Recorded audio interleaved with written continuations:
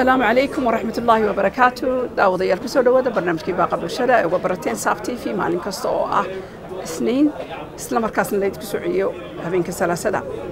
وبرنامج أنو بلشدة نسكو براتو وبرنامج كهاد لدانها أمدا وبرنامج هذه شرعين كوغة تصالينو وحولو بلشدة خسية وبرنامج سيدو كالي آد سو دوية قربة joogga ku soo rogaal celinaya dalka xiisuhu keenay وبرنامجكن وكاني لبعض أنو كقبنا قربة joog waliba dhalinyaro ah oo qurbaha ku dhalatay wadalka iyagu xiiseynaya imid si ay u arkaan dalkoodii dadkoodii muxuu ahaa xaaladda ummadda ku sugan tahay waxay ka qaban karaan waa mar labaad laba hablood oo ka socda dalka Holland oo inana la yiraahdo Amaal Cabdiraxmaan inta kale la yiraahdo Nadine Stens labada hablood waxay ka yimaadeen dalka Holland marka kulli interviewgu wuxuu ku bixi doonaa labada luqadood sidaan filaayo balse halka waxaynu ka sii wadi doonaa waraysiga aan ugu horeysiinayo Amaal Cabdiraxmaan waxa tahay wallay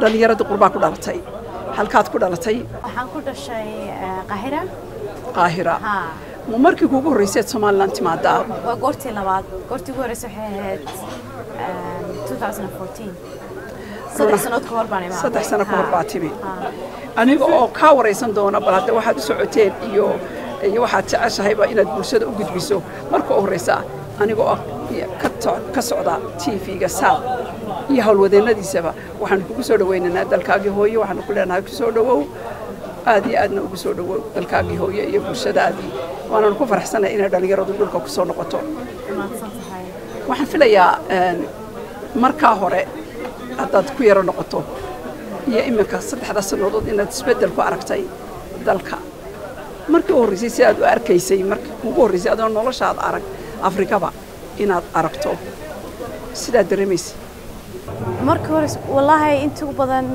waxaan tagay in shaqadayda iyo goortan jaamacadda ku dhex jiray waxaan tagay Kenya iyo Tanzania Zanzibar marka wadanada u dhow ma soo arkay laakiin marmar waxaad garanaysaa sheekooyinkii lagaga sheekeyn jiray ayay waxay ku sheegi jirtay inaad xiisbad u lahaanayso waddankaagii waddan laakiin weliga arkeen marka goortii ugu horeysay waxaan u maleynayay waddanku miyuu yahay sida maxalada khaliiji waddanada khaliijiga laakiin goortan ka soo degay Hargeysa airport uma isiraahday meeshan waa meel taqaantid waxay ku dhex jirtaa systemkaaga jirkaaga ku dhex jirtaa markaas waa la bartay maalintii ugu horeysan imaaday baan gartay meeshan waan ka hor baan imaaday oo kale si ka hor inaad timaaday oo kale ana wax weeyaan wax muuqaalku baa ka maqnaa laakiin da waxa ay qof asal ahaantiisi aan baqasho ku jirin oo dareemaya dalkiisii uu yimid oo dareemaya inuu qabad hadal aan qabsanaynin markiiba waad la qabsatay Soomaaliya markii waan la qabsaday hadiye jeer haddana marka la yimaado khaasatan qofku qurbaha uu ku raago oo u yimaado waxyaabo uu ku farxana warka waxyaabo uu la yaabana uu arkaa oo aad iyo aad ka yaabiya qofka iska ajnabiga u yahay dalka kulka yimaada marka adiga maxaa ugu yaabadnaa markii aad dalka timi ee hore iyo haddaba maxaa yani markaad magaalada dhex marayso ama suuqa joogto maxaa kuugu wanaagsan aad aragtaa ku cajabiya kisan su'aalaha laftooda weydiin doono inanta adiga laftaada maxaa kuugu yaabadan ee aad aragtaa maxaa kuugu maxaad jeclaataa inaad ku faraxdo aragtidooda anu marka hore waxaan rabaa inaan ka hadlo waddanka hadda goortii ugu horeysay tahay waxaad arkaysaa dadkii inay waddankooda rabaan dhistoon waxaa af-ingiriisi lagu yiraahdo resilience waxaad arkaysaa dadkii inay rabaan u adkeysanayo u dagaalamayaan maxaa lahdaa anigu waxaan ku soo koray Yurub weliga waxaad ahayd waddankaaga waad ogtahay jinsiyadii baa lagu siinaya laakiin maaha waddankaagii dadkaagii maaha ma ku eeka meel baad imaanaysaa qof walba ku eeg waxaan ka helay xitaa laakiin jidka dad Hargeysa soconaysay dadka sida u sheekaystoon siday afka iyo maxaa lahdaa kaftanka iyo sidii la hadlayo qof walba wax ku weydiinayo lagu caayayo lagu sheekeynayo markaas ودن أنا وحن كنا معنا هولند هالكاس تتكشيت نبدل السلامة هطلع قف كده قوانين لما حد شيء لما شيء كيستي ها كفرني بعدها ما تكتبي ها بعد لها أنت جاي أنا جي قلت ورثنا ودن كي ماذا بعد لها تجاي مكاس والله وحوي ودون كلا ها اليراد ماشي يمين يسوي في الفريين كالي سكخ هذا درسوا بكل شكينا يعني وحويان وسيلز بيبل وضد وحكاي بينا يا ضد إنده حتى وحدونا تشبكين كوكا دحترت وحكاي ربنا كي بي بس كقاعدين الساعة سيد كوكا شكايون وكلا درنا الساعة ما كان هلا سيد إيش شكاي سيسي عرفتها ما هسيدي مثلا يوروب توكل قفكين وحكينا يا واحد دول يسوي توجيبه أضلك كبي حنيسة لكن أنا مبسوطة أياد كبي حنيسة أياد العكتي بحد بسنيسة إن مركز قاركود وكلا وحلقة يلا عندنا وحيابه مركز ظروف المجتمعات سياقته وحيابه بدنا كتابنا ويقلفت بدنا أذكر ما تأني تشران سيد ستريتس وكلا الحلقة بدنا أذكر بدوين كذا الحين صناعي أم بدل بعطي سنة صناعي أم بدل ويا كلا بهيو هذي دونا مسكها كحن صناعي so وألفت بدنا هذا استاد دريميسي ما دام dalka la qabto ku qabto ku dhalatay oo aan laga yaabo in aan noloshaada aan arag xaaladahaas oo kale anigu inna sidaan kortii hore iraahday xitaa waxaan tagay wadannada geeska Afrika u dhow markaas runtii waad garanaysaa dadka dibtay soo marayo aan Soomaali baan ku arkay Kenya dadku kaaga sheekeynay sida wadanka tahay marka dad Soomaaliland timaadid waxaad soo aragtay ma arkaysid inta ugu badan waxaad arkaysid dadoo dib leh oo dadoo jidka دوارسنا يدك وحويدينية لكن ساس ما بطنا أنا حلو من دلالك كلا ساس ما بطنا وطن كلار كشقينا يا مالين كستا إنترنت كوحوي وكدير ساك يوروب ها لكن رنتي أنا قصاص ما نو أركنيني وحن جرتو لكن وح مرمر أضق أو محل هذا عفماتك إن ضدك حتى هذا العق هيسن ولا العق هيسن حلين عفمات problems مرمر قف بحوك كل شيء يا فرمسي وكل صعدة وحنو باهي هاي ما كاستاسو من أنا ومكورة عفماتك حالها عفماتك باهي ولي كتير ساسم سؤال كاغن قضية أول ساعتين محاد ساعتين محاد كأركتين ذلك يعني واحد أتمي إنك سؤال كاغن أنا كيو إنه رنتي أنا وحنا كشقية research center حل research center for material culture وحنا هاي هي دقيقة كل كذا لكن ما هي visual art visual art تسوي لك دون كوردن هي لغوريو هو ميزيم ويان لكن صورة قابل سن يكل كاس فرشاحة كموضة صدق ويان وفيشو أرتكا مركز أنا أقول مركو وحن نقول رأي أركي وضن كحويان سيدة وضن كل الصيان architecture كا محل هذا دقن كاسد دقن كل الصبح تا دقن سيدة كانوا أفرتان ديزاين مركز وحويان يو وحن مركو رأي هذا حتى resilience أركي سيدتك ودنا رنتي ل recognize كرانين أدونكو ودنكو ودن كساس لو ما يقانو لكن دتك ودنك وحربانين أدون سيد ونو أرك ودنكو دين تهاي مكاس أنا جو وحربنا نقصون نقطة قرت أن الدين هو شيء قال هذا مكاس ورطو صاي وحيت هذا الله وين أسرعنا وودن وكحلي صوتي يضح حتى إنه colorful ويان وحويان وحد أركس dadkii ama xitaa waxaysan ama wax bahaysan waxaad arkaysan inay pride inay wadankooda leeyihiin proud inay ku yihiin markaas sidaas aanu labadeena goortii ugu horeysana labadeena soo raacno iyadoo runtii waa la qabsatay xitaa laakiin waxaan wadanka hadda focuskeena waxa weyn projectkeena waxa weeyaan inaan book ka sameeyno iyo exhibition visual arts project weeyaan إن تصنع وحويان صورة installations وحويان كقري ناس دتك شذي ودن كو أركون دسميسا سدت كو محل هذا شقير أما شقوين أما هذا politician هين أما هذا هين محل هذا دتك السوق كشقيستا هذا محل هذا درك إيبيا أما تكان هذا هايستا inaan sheekadooda qorno sida iyagu waddanka raboon inay adduunka u arko ما كفركاس يعني فكركودا فكركودا iyo siday masaajida badan ku qaatay suurtaan baan filayaa aad u badan guriyo badan oo qurux badan baan sawirnay dadku nooga sheekeen sida gurigooda u dhisaan sida maxaa la yiraahdaa ku nool yihiin runtii waddanka waxay arkoon wax siday maxaa la yiraahdaa in runtii qof walba waddanka waa siyaasi oo kale qof walba politician markaas waxay kaaga sheekeen xitaa wuxuu waddanku u baahan yahay iyaguna xitaa fariintii dadka rabaan inay waddanka sida waddanka u arkoon fariin bay dadka sii siinaya adduunka waan ka saasan projectkeena ku koobanay maxaad ka aragtay oo ka darantay sidee baad xaaladooda markaa darastay dhalinyarada runtii waxa weeyaan dhalinyarada waxaan ku arkaa inay si fiican wax u bartaan inta badan jaamacad ka soo baxeen laakiin inay ku adagto shaqo inay helaan markaas dad baan nooga sheekeeyay xitaa wiil baan wareysanay oo nooga sheekeeyay inuu 2 jeer taxriibay laakiin inuu mar is yiraahday wallahi waddanka inaan ku noqdo marka meel runtii wuxuu inuu yiraahday waddanka ma rabo marka kaygu ma ku noqonaya kaygu ma dhisanaya marka wuxuu bilaabay tukaan yar magaalada maxalla jigjiga yar u dhow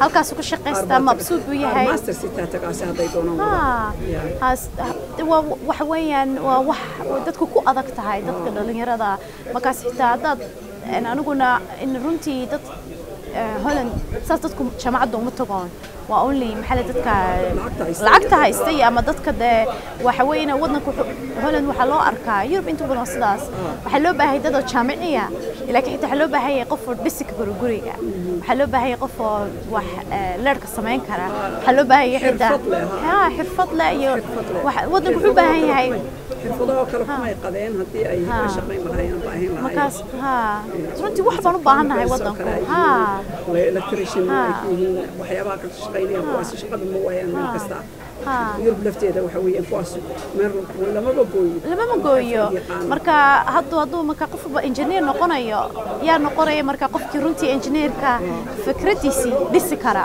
in qofkaas inta loo baahan yahay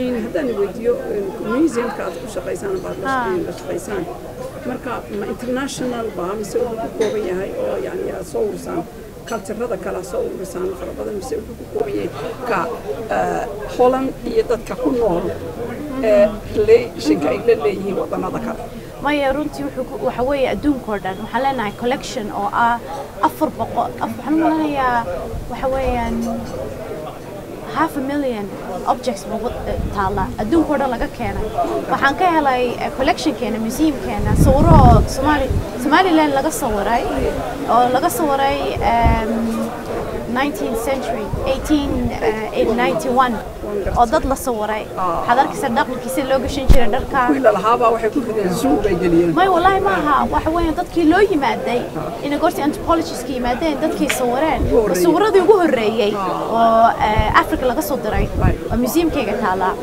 markaas anigu goortan arkay markaas inay runtii culture-keena inta ugu badan maxaa la yiraahdaa dhaqankii objects-kooda waxay yaalaan Ingiriiska ama Yurub wadannada kale museumskooda yaalaan iska yaalaan dad qof runtii qof ay aqaana oo garanaya sida loo contextualize loo sameeyo sida la yiraahdo waa dadku waa sidaas halkaas ka yimaadeen ma jirin specialist runtii waddankeena saas uma laha oo soo dira oo yiraahda ama noo soo celiya alaabteeni ama yiraahda noo hagaajiya inta la qaato yaa lagu danaystaa markaas museumkan u shaqeeyo runtii waxaan la ballamay in iyagu xitaa na saacidoon hadday dadku halkan rabaan wax dhisoon ama wax hagaajiyaan ama dhaqankii hadday sawiradii rabaan in loo soo celiyo waa la soo celin karaa okay إن شاء الله وأنا قولي سندوان كل وقت جيسا لكن ما يسلاد هو تكسون قولي سدلكا ما يسلاد هاي يعني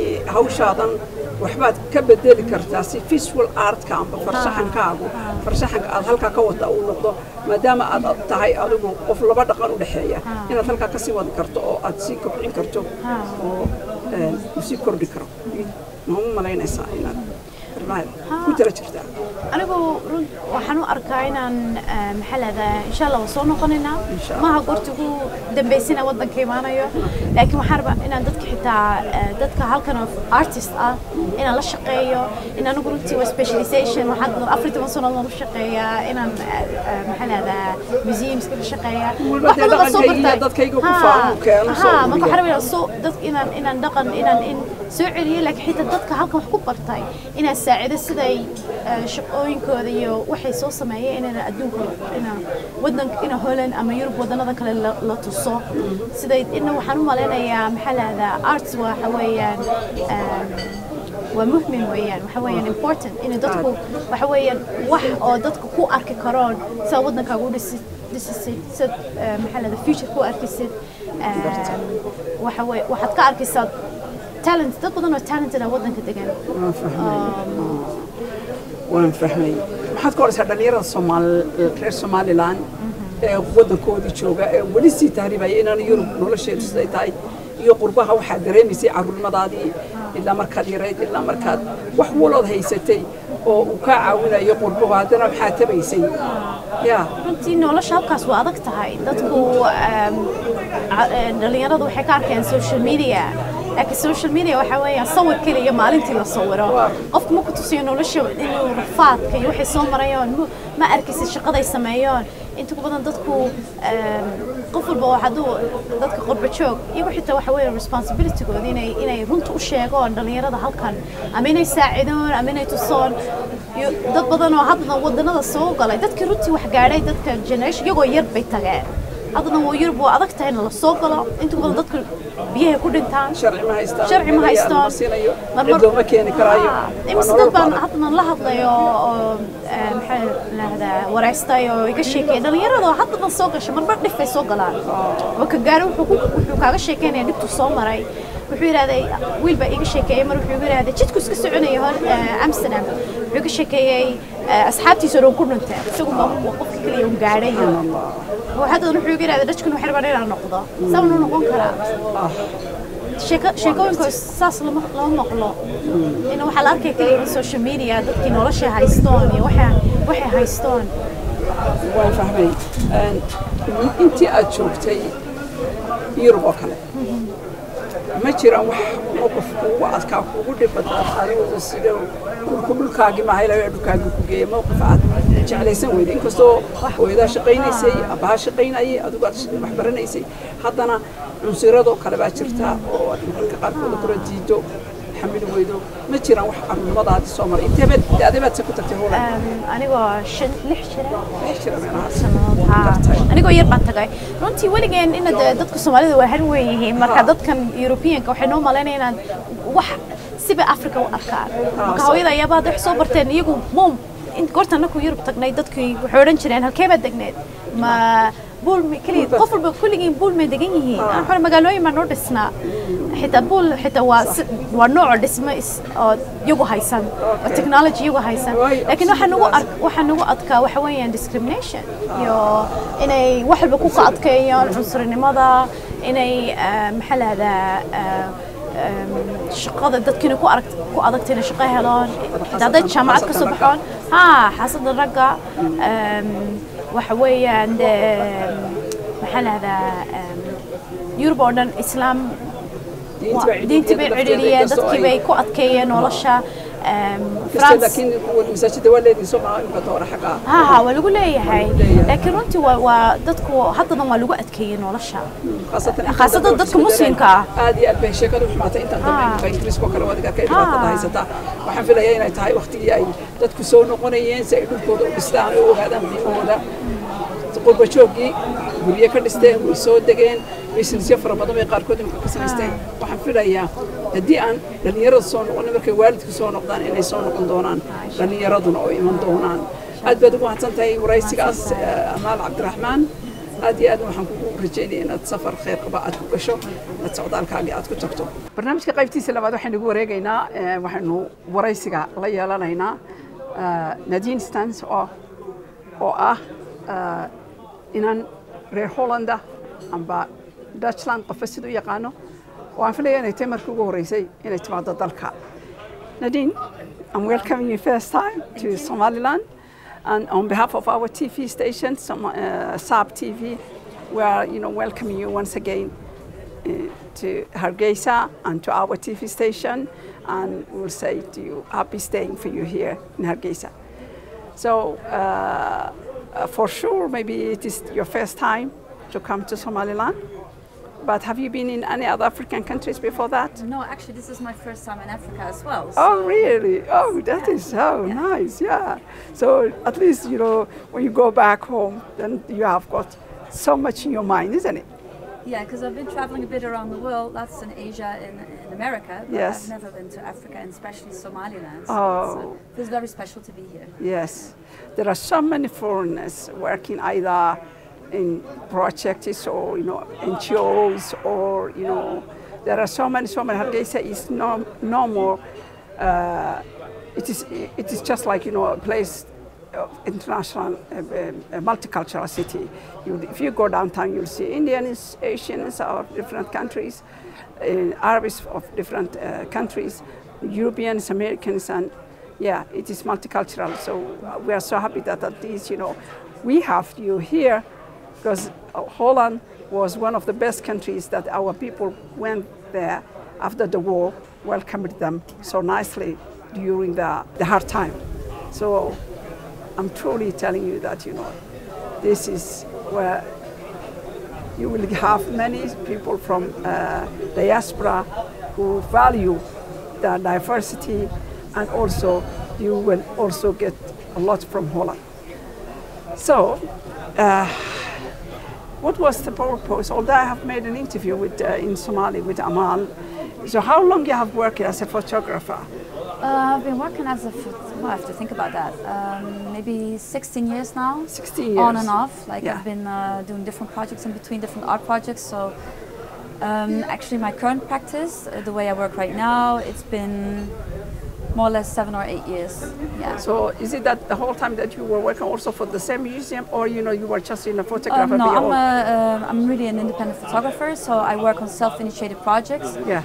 Which can be shown at different places, so different museums. So the project I do with Amal is also a self-initiated project. I don't know if she talked about it, but maybe it's interesting maybe to say how we came up with this project. Right. I was working on a project about the Filipino diaspora in the Netherlands, because lots of my projects are always about diaspora communities. Oh, right. And there's a big group of Filipinos in the Netherlands, so I was working on that project. And while I was working on that project, I was talking to Amal about it, and she being part of the Somali diaspora, there was some similarities. So we've been talking about it was to be like part of a diaspora group. And then it was about that time that she went to Somaliland for the first time in 2014. So she came back and showed me pictures of Hargeisa, which I thought were beautiful. Yes. So it sparked an interest in me into Hargeisa and into Somali culture. So then we started talking about that, and Somaliland not being very known in the West, since it hasn't had its independence yet. Yes. So when we talk about Hargeisa in the West, it's always thought about in a larger Somali community. Yeah. Yes. So we thought it might be interesting to come here and document the visual language, visual culture, because it's such a vibrant place, and that doesn't get into the Western media as much as we think it should. So. How do you see the colorful city? Well, you see, as a photographer, I know that your eye is on every color and every little corner. So how do you see the way the people dress is totally different than that one in Europe, and the shops inside and out. How do you see? Well, it's the first thing I think you notice when you exit the airport, that it's the architecture is very eclectic. It mixes different styles from different eras and different influences, but it's very colorful, and it makes for this whole new palette of style and style choices that we think is very interesting as a visual artist. But you also see in the way people dress, not only the women but also the men with the mahawis, and then they combine it with a beautiful colored shirt or a t-shirt. And this morning we were talking about that color blocking. wearing different colors that may perhaps clash with each other, but like form a beautiful composition. And we were saying that maybe color blocking was invented in Somaliland or Somalia, because you see it a lot in the streets. So in general, I think Somalis have a great sense of style. And so as a photographer, that's of course super inspiring. And everywhere you look, you see like something that would work very well in a picture. So for me, it's going from one moment of awe into the next. So absolutely. Even me, as Somalilander or native Somali women by native, I admire, for example, to see the different colors of different stones. For example, Hargeisa houses. If you see, when you see the gates and the big houses on this, you will see, you would not get anywhere else except in Hargeisa or somewhere in Somaliland, the stone that it is just, I see every little stone is just like precious, because it's something that you will not get mainly in many places. For example, if we are in Europe, then you will see only bricks and every place is so pale and similar. But here you will see different gates, beautiful colors, patterns of different stones put together. I admire wherever I'm passing by. I just, by myself, I always look at it and say, how beautiful is this? We were taking pictures of the stones because the area we're staying right now with her cousin, it's an area a bit more on the outside of Hargeisa, which is still very much formed these days. So there's a lot of buildings. So there's lots of bricks laying up. The natural stones, some are purple, some are more brown colors, and so we're taking pictures of that as well. And as I've understood, they come, I think, from the area around the sea. So I think maybe from around Berbera. Was on our list, but we're only here for a short time, and we had to make choices. So we hope to go there next time. Not only if you, as a photographer, you would not even. It's just I know that you would not admire just big houses and palaces and this, but even if you go down deep to the poor people, where these people are living in a certain area where there's very poor people, you will see how beautifully decorated. Even collecting needle, coastal milk, powder milk cans. Put them together and form their own houses. They say it is like a bus, but I admire, and I hope that Amal will take you some of this, because if you see from the top, you will see needle can milk, another one of coastal or Costa or Kim, different milk brand, put them together, just to make their own hut or house where they could live in. And then when you go inside, you will really admire that you don't want to come out of it. It's so beautiful. They cover it with, outside it is only those cans, but inside they cover it with the curtains. And it is really beautiful. I love there's a great sense of decoration here. Which I think we see it in the houses, how people, of course, shape their own environment. And you see it in the clothes and the architecture, but we also have seen it in the shops and the way people pile up the goods they sell. It's very organized. And it's the shops. It's a beautiful color they palette don't again. Need glasses. They know these things. So how they put one on the top of the other, and it's somehow it's a bit like graphic design. It's all very much. It is. Beautiful.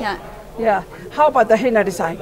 Henna. Have you taken? We've taken some pictures of women that had like beautiful different henna styles we've seen. And I hope that you would not go from Hargeisa unless you put henna on it, because it is just Some of her ayaya said, oh well, we'll make sure before you leave you get like some henna drawings. And, I hope so. If we have time.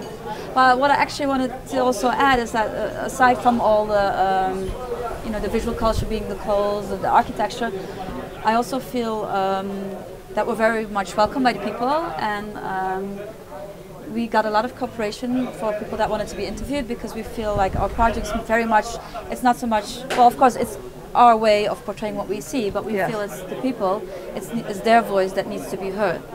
So we're doing lots of interviews, lots of portraits, and we got a lot of cooperation for people. And we also wanted to work with local artists, because we feel it's very important to incorporate the local art scene and to get their work outside of Somaliland, Somalia. that's why in the end we're thinking about making a traveling installation, traveling exhibition that's not only being shown here but also outside. Yes. And it would be great if we could take the works of the Somali artists also outside. Yes. Then some media attention as well. Absolutely, it is essential. It is very important. For example, in London, I'm from the UK I have been living for the last 10 years in the UK. And in the UK, they arrange each year like Somali Week. So all poets, singers, artists, other artists like photographers, they all come, and that it is that month of October, which they say that Black History Month.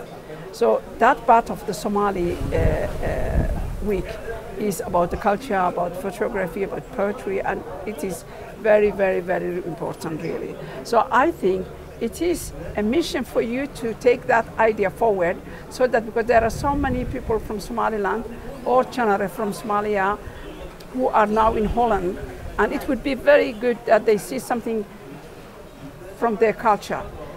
I know very, very excellent photographers from Somalia, from Somaliland. A man who lives in Saudi Arabia. He's amazing. The most, because in Somali we don't usually support that much like visual art or photography and that and this, but they are so they are clever in poetry. So this man is very unique. He's called Saeed Ahmed Salan.